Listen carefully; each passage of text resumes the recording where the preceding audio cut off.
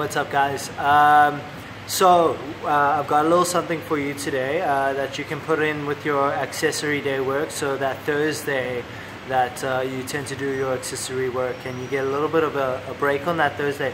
So what we're going to do is just a little flow. So it's an animal locomotives inspired flow. And there's a couple of parts to it. So we'll start off with quite a simple one. And then we'll build it up as we go along. So provided you guys are practicing it and keeping up with it, you'll progress at your own rate. And then I'll just kind of keep adding these as we go along, noticing who's doing it, who's getting a bit better with it, and then adding on to their flows. But I'll give you 3 parts right now. So the first thing that I want you to look at is something called an underswitch, right? So it looks like this. If you were on all fours, tabletop position, so very much like you do those kind of cat-cow sort of actions where you do your spinal mobility, and if you look at me from the side, it's a little bit tucked, wrists on the shoulders, the knees just slightly in front of the hips. This is going to give me a nice, solid, bouncy foundation. Right?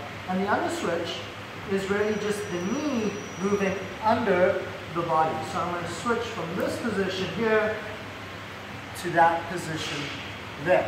Alright, so not much to it. What we tend to see quite a lot of is it's completely normal, completely natural, and if you do it, don't worry about it, it happens.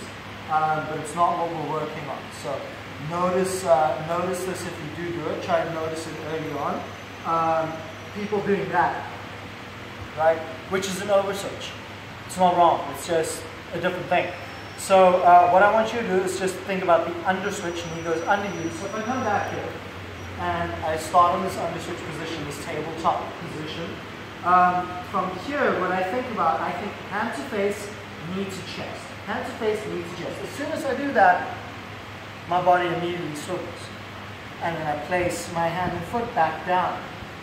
Right? And then to come back, knee to chest, hand to face. And I rotate. And I take a seat.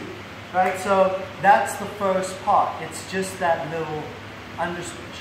The second part is if you want it from here, you're in this crab position.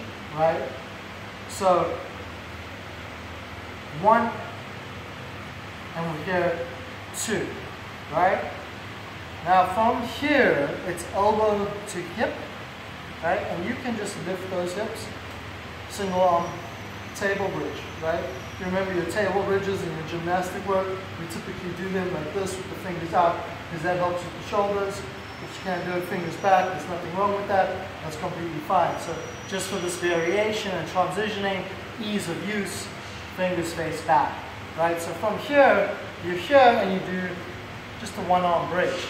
Bring that down, knee to chest, bring it back, you're in your figure 4 position.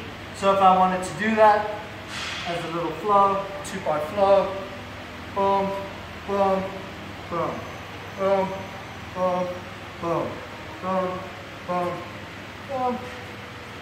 And I can do 3 on the left, 3 on the right. Okay, cool. So you can play with that. As you're feeling a little more comfortable with that, you can come through and then make that a 3rd part where you reach this bridge up and over. Be very careful of the shoulder, not to roll it in. You roll it back so that you externally rotate the shoulder, lat and scap all wrapped into position, so you can reach up and over. Elbow hips lower, step back. Alright? Cool. So I'd like you guys to play with that. No stress, no fuss, but just something nice that you can play with that gets you used to coordinating your body in various ways and stringing movements together. So you get into this little ground floor work flow that gets you used to all of the coordination required for all of those moving parts. And it's extremely translatable to your gymnastics work, right? Because they're so neuromuscularly complex, by practicing things that require you to be very aware of your shape, your spacing, your distance, your timing, your degree of tension, where that tension is carried, the body weight and how it's shifting forward or back or up or down. Where are you carrying your center of mass? So just small things that are very conceptual but can sometimes be a little bit abstract and tough for people to understand. This kind of work helps you to feel it inside your body, and with consistent practice you're better able to understand those concepts from a body perspective, where you can feel it taking place, right? So give it a little bash, under switch, single arm hip bridge, right, to that single arm table, or under switch all the way over. It's called crab reach, all the way up and over. You can do those. Okay, cool. So table, under switch, 1, 2, leg, arm bridge, 3, right? Okay, crab reach, 3. Okay, so it's technically 3 parts, 2, depends on what you want to look at it. If you want to call it 1 part, I'm not going to argue about it. Give it a bash. Maybe post your video on our Facebook group. Ask for some feedback. I'll be happy to give you some feedback on it. And we take it from there. Stay strong, beasts.